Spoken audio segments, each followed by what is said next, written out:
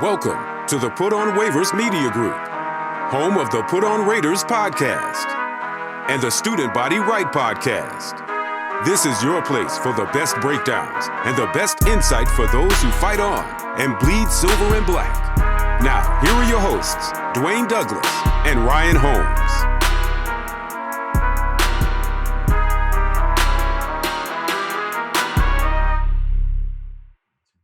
And welcome, everybody, to another episode of the Put On Raiders podcast. I'm your host, Dwayne Douglas, along with Ryan Holmes. Ryan, how you doing today? I'm doing good. Some exciting stuff going on around the NFL. Yeah, it's pretty crazy. So who knew? See, this is why Ziegler is so smart. Like, Ziegler was like, yo, let me get Devontae, and then Tariq will leave. He'll leave the AFC West because Tariq Hill leaves the Chiefs and goes to the Dolphins. That's Tyreek Hill. It's really that's one that hit me. It's like a slow leak. Some of these deals now, Ryan, where it's a slow leak and then all of a sudden the deal's done within the day. And it's interesting that people are not, and maybe it's the young GM or maybe the new style of being in the front office now, where you're in a situation here where people just don't want to. They're not going to haggle with a disgruntled player. They just trade him immediately and try to get picks. Yeah, this trade, when you text me originally, Tyreek Hill, ? I was like, what is he talking about? Like, they're not trading Tyreek Hill. And then I look at Twitter and boom, like 20 minutes later, he's a Dolphin. It surprised me. I know they didn't want to pay him. And obviously, the Raiders making the move to go get Devontae Adams and the new contract.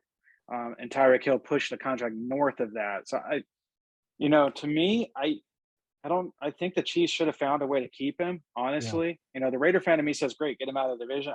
For the Chiefs, I don't know how you move on from him because Travis Kelce's 32, 33 years old. He's getting up there, and you don't really have weapons on the outside. But that's what happens when those quarterbacks get out of those rookie deals and you start seeing these cap hits in the 40s and up to $50 million.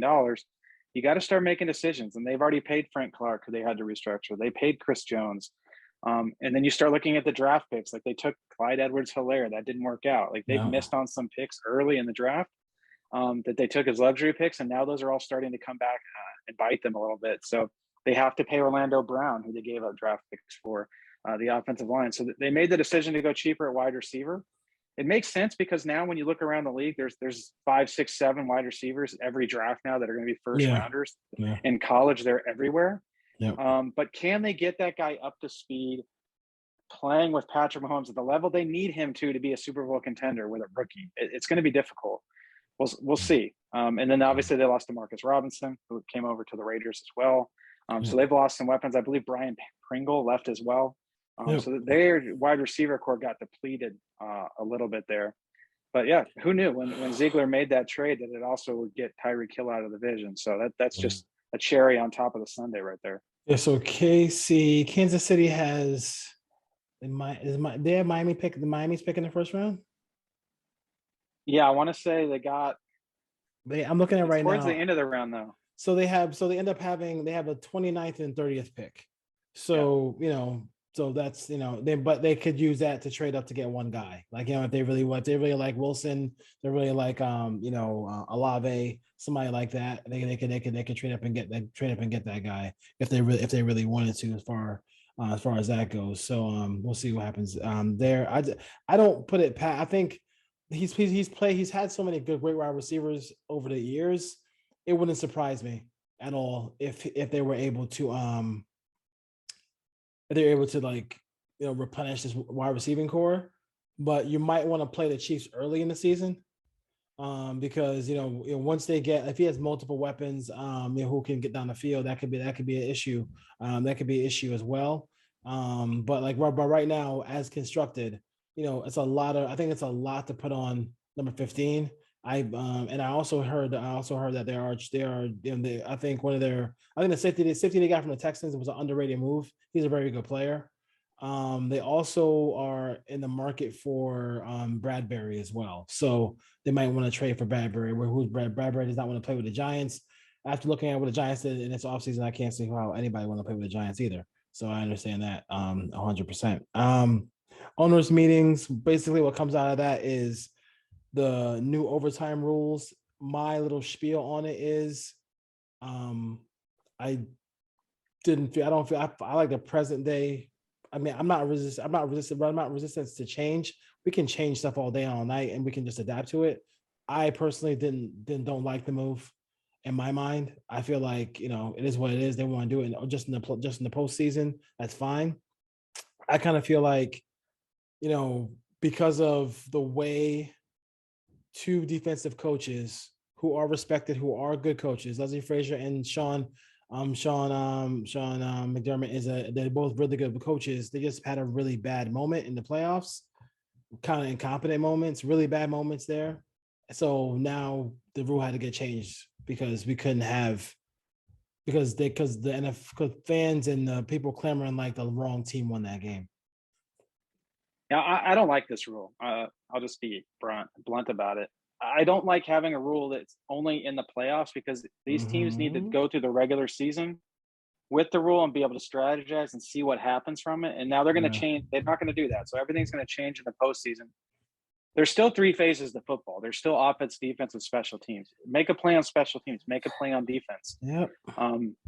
The Bills could have got off the field. The Cincinnati got off the field in overtime against Mahomes, and no one complained about that. But exactly. To me, I think about player safety. So now we've added the 17th game. Now we're going to go to the 18th game in the next couple of years. Now we're adding additional minutes in overtime. Wait till a guy gets hurt in overtime and misses the rest of the season on one of these extra possessions, and everyone's going to be clamoring, "Why are we doing that? I'd rather lose the one game or get a tie than lose my star quarterback." So they're just keeping these guys on the field. I think the NFL is pushing offense, and they're telling everyone defense doesn't matter, special teams doesn't matter.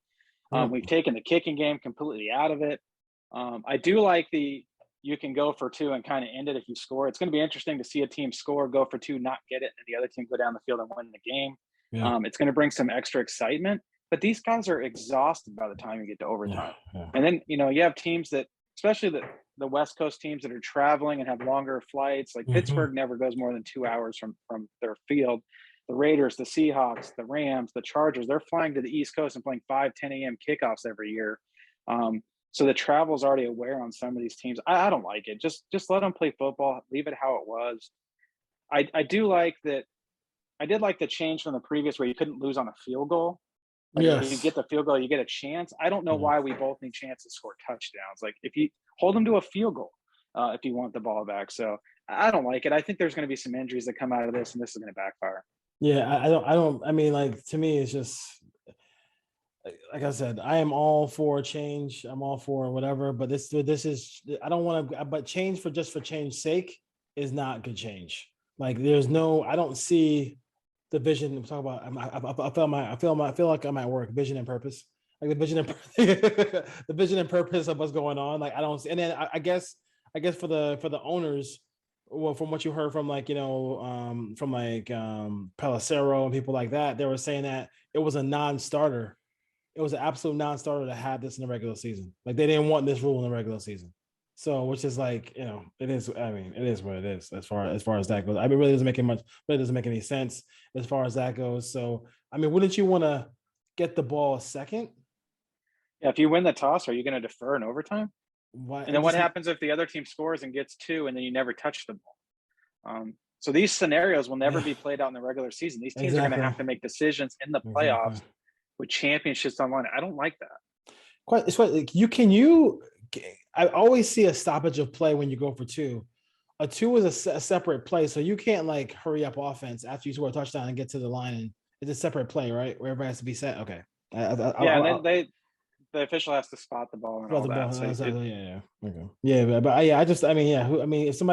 If somebody scores 8, then so if somebody says, okay, we score a touchdown first drive, and they get a 2-point conversion, then the game's over regardless.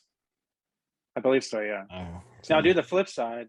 You're playing on a short week. You go into overtime. You score a touchdown. You kick the extra point. The other team goes down and scores, and then they go for two. Your defense has been on the field for 42 minutes in the game. You give up a 2-point conversion to lose in a playoff game. Those fans are going to be pissed because these teams are on fumes in the playoffs. Yes. Oh, yeah. Especially in overtime. Yeah. It's crazy. It's crazy. You ever see anybody more uncomfortable than Sean Watson at that press conference? That was not fun. That wasn't fun for anybody to watch. And the deposition wasn't that position wasn't easy to watch either. That was tough to watch as well. I mean, like, do you feel like this is going to be?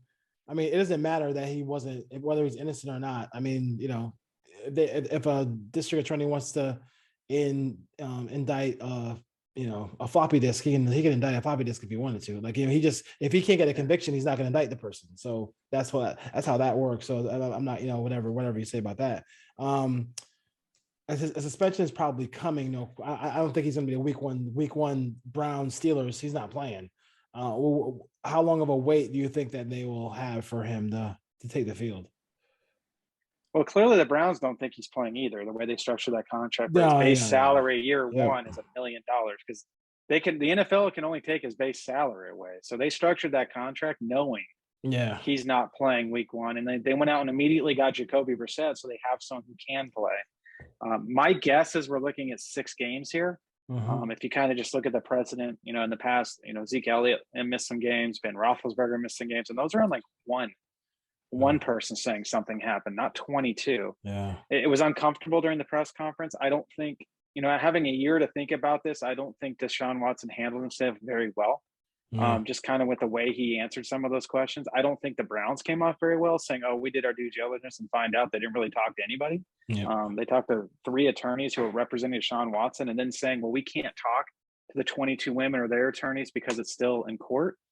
It's just not a good look. The owners weren't there. They were on a business trip out of the country. It just randomly happened to be. Like, everyone's trying to run from this. And I think once they kick off and start playing and Deshaun Watson's on the field and the Browns are winning, this will kind of go away. But if they start off slow and then he comes in and then struggles a little bit, this isn't going away. And this is, and kind of at the owner meetings we're talking about, a lot of other owners from word of mouth and from some of the national reporters kind of were looking at the owners of the Browns like, you know, what are you doing here? Like, a guy didn't play last year. He has 22 civil cases. You guaranteed a $230 million contract. Yeah. The Ravens are saying that right now. Happy. The Ravens are not happy. Lamar Jackson's back there going like this. Okay, like, I'm not signing. Like, the Ravens could have got him for if a year ago this time, they probably could have signed him $32 million, somewhere around the Dak Prescott contract. Now Lamar's over here going, hey, and he doesn't have an agent. So Lamar probably walked into Eric DeCosta's office and said, here, I want 5 or 6 years. I want $270 million. I want it all guaranteed. And then he left. And now you hear the Ravens saying, we want to sign him. Like, when he's ready, he can come in here. But it's going to come down to guaranteed money. Why would Lamar Jackson take anything less than what Deshaun Watson got? So it's going to be a problem around the NFL. You're going to have teams that have to make decisions on these quarterbacks. And we're talking $45-50 million a year, and they want it completely guaranteed, especially a guy like Lamar Jackson who runs around and misses a lot of games. That's a tough decision. Like, if they can get multiple first-round picks, I don't think they're going to trade him, but you have to start thinking about this as organizations. Like, do you really believe in that quarterback? You think give him $250 million guaranteed? You think Seattle called the Ravens? Said, hey, you know, I think Seattle's taking a rookie here, or maybe they end up with Mayfield. But teams are going to call the Ravens if they don't get that deal. Then and there's no rush. Lamar Jackson waits. He's going to wait for Derek Carr to get an extension. He's going to wait for some of these other quarterbacks. The longer he waits, the more money he's going to get. So it makes sense for Lamar Jackson to say, hey, go in there. This is what I want. And if the Ravens won't give it to me, I'll just wait. And then they're going to probably try to get him on the franchise tag for 2 years. Because if I'm Lamar Jackson, I'm not taking a penny less than what Deshaun Watson got. No, especially when those owners go to bed, they don't have to worry about Deshaun. So far, Lamar off the field, like, you know what I mean? Like, he's been okay. He's been fine. He's been fine. So, like, what's the, you know, you have to, that adds money to your bank account when somebody's, I mean, if it was 1 or 2, when you got the Emmitt Smith number of women talking about, like, I mean, that's just a major red flag. And like and then my only question is, do they have to go that high for the guarantee of money? Like, did they have to? Then they blow everybody out of the water, right? So do you want to go to Cleveland? Lamar Jackson was like, my question, I don't want Cleveland. And then they said, here's $230 million. He's like, I love Cleveland. All right. Yeah, but my thing could have been too, is like, you know, do you want to, I mean, you know, nobody else was, I mean, like, the Saints obviously weren't going to, Saints didn't, I mean, even Tepper didn't go in with Carolina. He didn't go to that number either, right? He couldn't have went to that Falcons number either.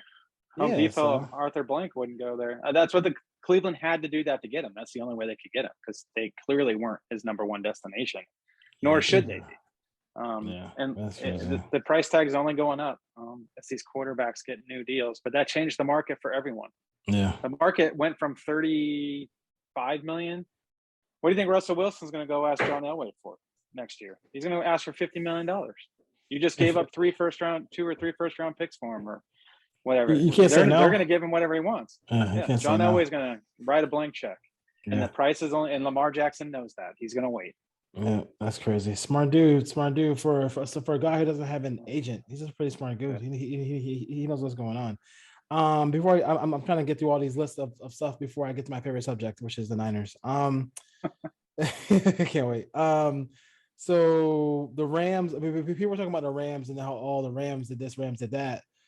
But the Rams, I mean, the cap is there. They're not like somebody put like a picture of like the switches on Madden where you can turn off the salary cap, which I thought was like ridiculous. But like to me, it's like they know what they're doing. It works. They're not gonna wait around for picks. But I will tell you, when the picks that they have later on, they've hit on the ones they actually do when they actually do make, and they get these high price veterans. They show them Los Angeles, they show them that stadium, and they're going to give them a lot of guaranteed money. And I think Bobby Wagner, he works with the Rams. I mean, sorry, with the Rams, he works with them. Yeah, I want to see the structure of this because I don't for 1 second don't believe he's going to be there for 5 years. This is probably a 2 to 3 year deal with 2 backloaded years where the bonus money is going to be gone. He's not going to be there. So this is probably somewhere in the $3 to $24-25 million range. I think this contract will come out, which is perfectly fine. But at the end of the day, and I keep telling people this on Twitter, they think I'm crazy, but the salary cap's a myth. All it takes is cash to do whatever you want. So the rich owners, the Jerry Jones, the Stan Kroenkes, can move as much money around. Mark Davis, money in escrow. Yeah, I answered someone's question about that today. Mark Davis in Oakland couldn't do that when he had Derek Carr trying to sign Khalil Mack.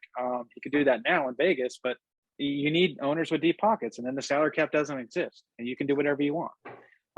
You can kick the can down the road as long as you want. Al Davis used to do that. He would spend all of his money and kick the can down the road. Reggie McKenzie came in and cleaned those contracts out. But the one thing, if I was the Rams, I'd be worried about is Cooper Kupp. When he saw those wide receiver deals, Cooper Kupp's next, and he's going to ask for the Tyreek Hill deal, I would guess, his agent will. So he's going to want $25 million a year, and the Rams are going to have to pay it. So we'll see what they do when that check comes due. Cooper Kupp, what is he doing now? I'm just want to check his. He was a third-round pick, so I think he's a free agent after. He's got 1 year left, I believe. 1 year left. 14, he's making 14 this year. Yeah, that's going to be. Time goes by quick. He's already 30. No, he can't be that old. And what am I doing here? It says 2022, age is 29. Okay, so maybe he was a 24, 25-year-old in the draft. Yeah, we can draft. Yeah, signed a 4-year deal as a third-round pick. Yeah, he's 28. He'll be 29 in about 2 months. Wow. Well, I mean, players 2017. Players play longer now anyway, so it doesn't really. 17, 18, 19, 20, 21. Yeah. The boy, and the numbers he's going to put up with Stafford is going to be it's going to be incredible. It's going to be actually incredible. So Tom Brady comes back. Tom Brady says, "Hey, I'll come back, but I'm really not feeling that head coach.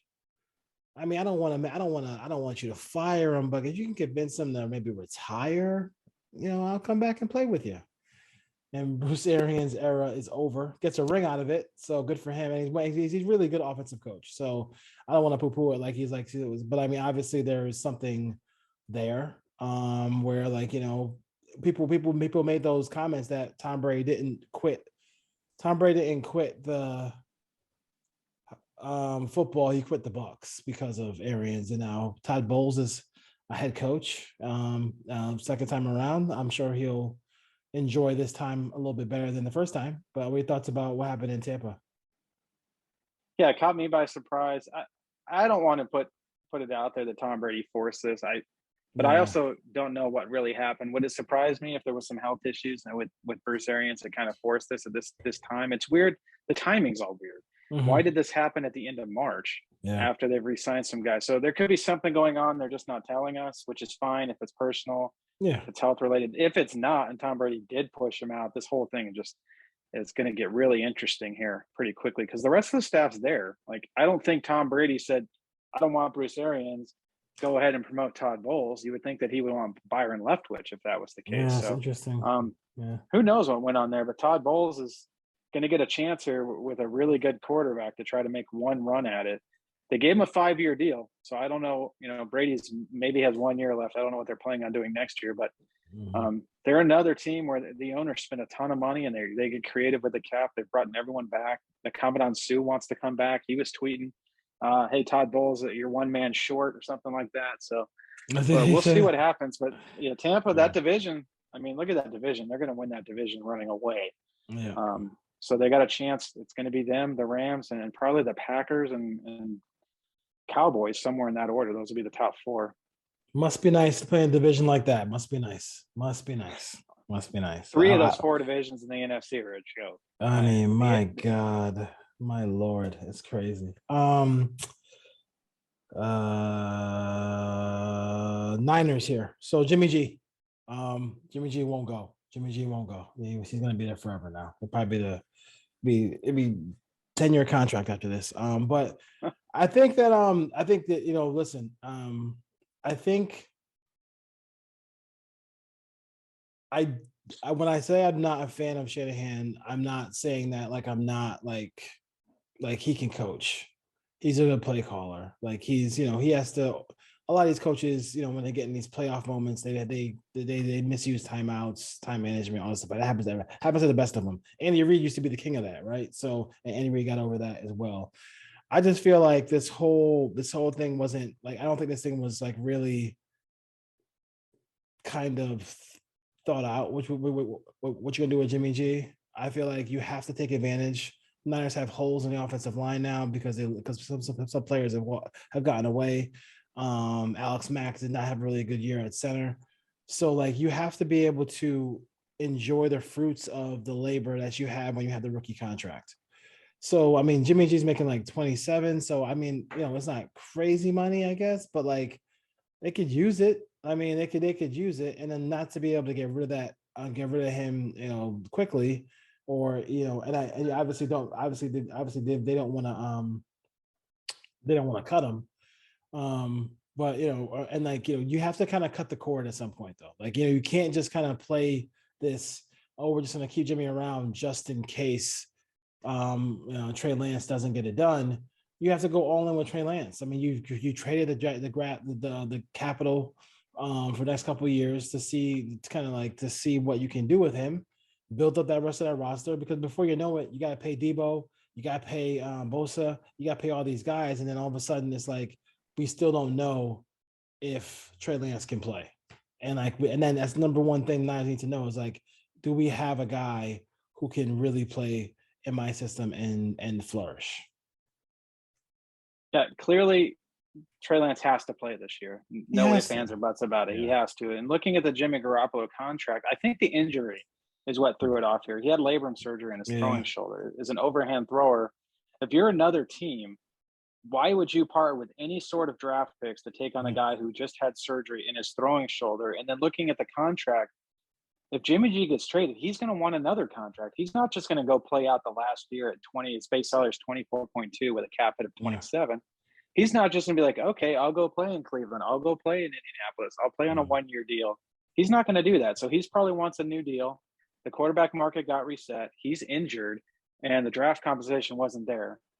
But they do need to move on. I think they do need to release him. If you look at the dead cap, it's $1.4 million. They can clear like $25 million off their cap. They could have used to make this roster better and go all in with Trey Lance, like you said. And Kyle Shanahan and John Lynch just, for some reason, couldn't do that. Now, could the injury status with Garoppolo, could his agent file a grievance with the NFL saying they released me because I'm hurt? That might be part of this. They really can't move on from him because they'll be liable for the money anyways.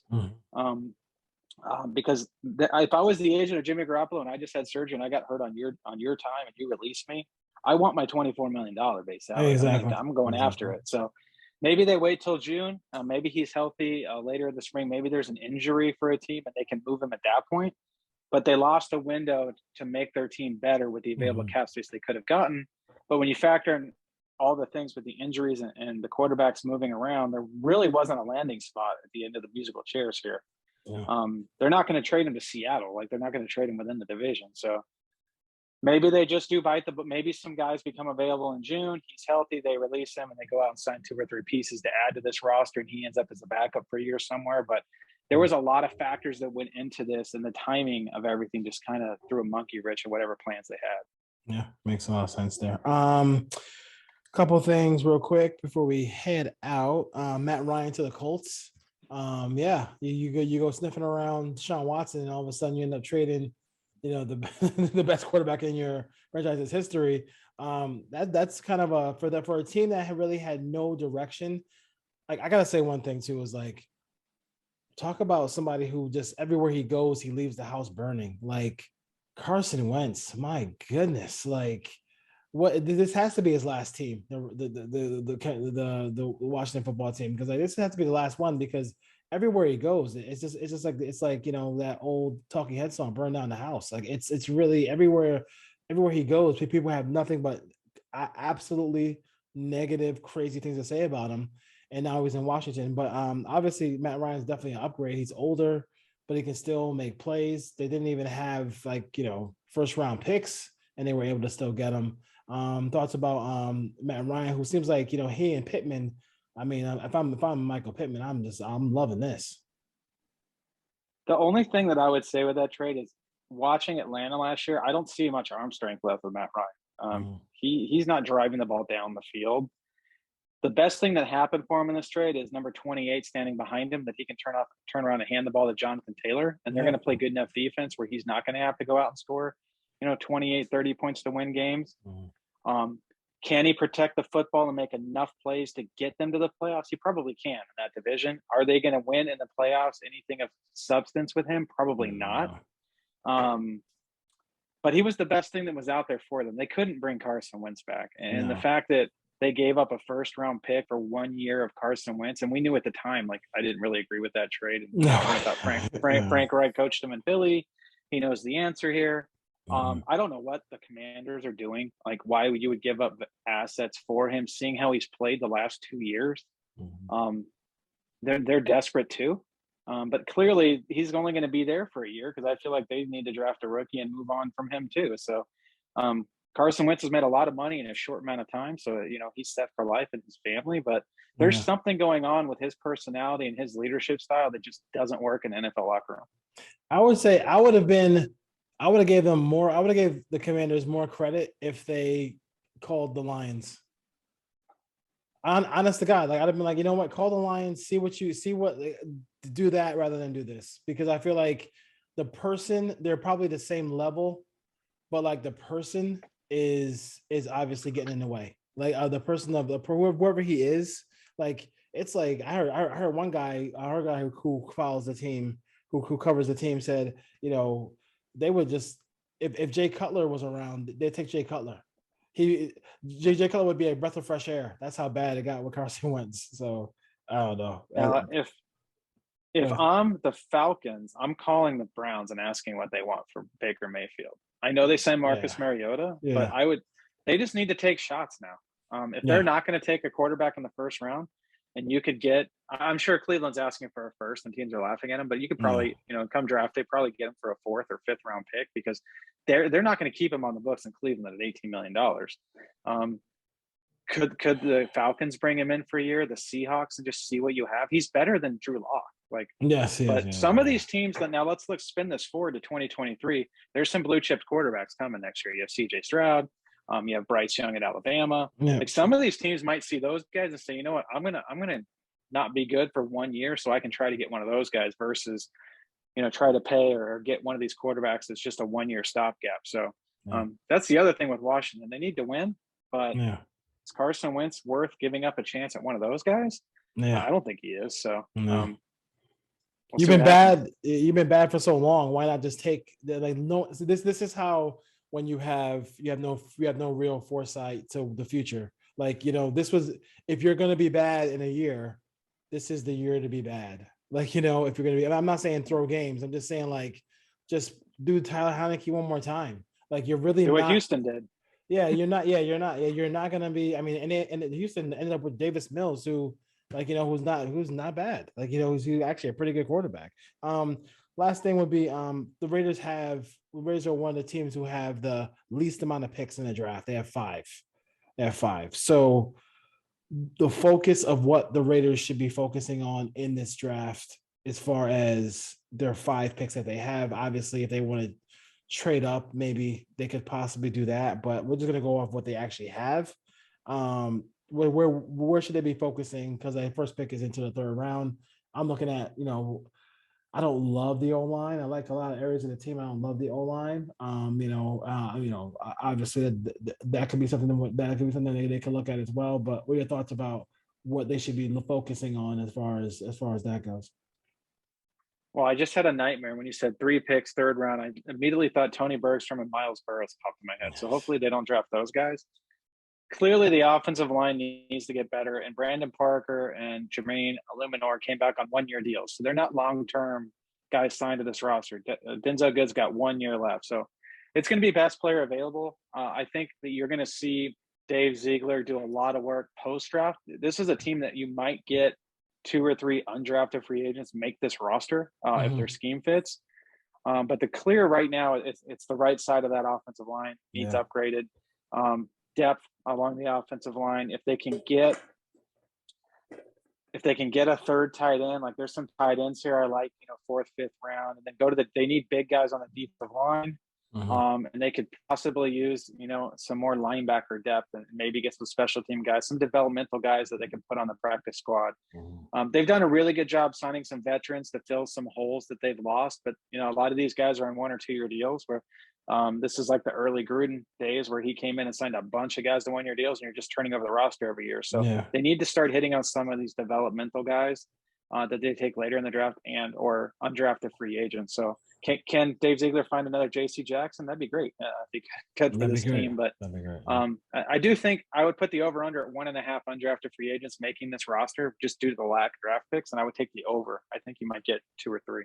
Yeah, should be interesting as far as that goes. Put on Raiders podcast here. Dwayne Douglas and Ryan Holmes. Thank you for joining us here on the show. Like, comment, all that stuff. Subscribe to the audio version on podcasts or wherever podcasts are available, and then also here on YouTube. All right, Ryan, you have anything else before we head out?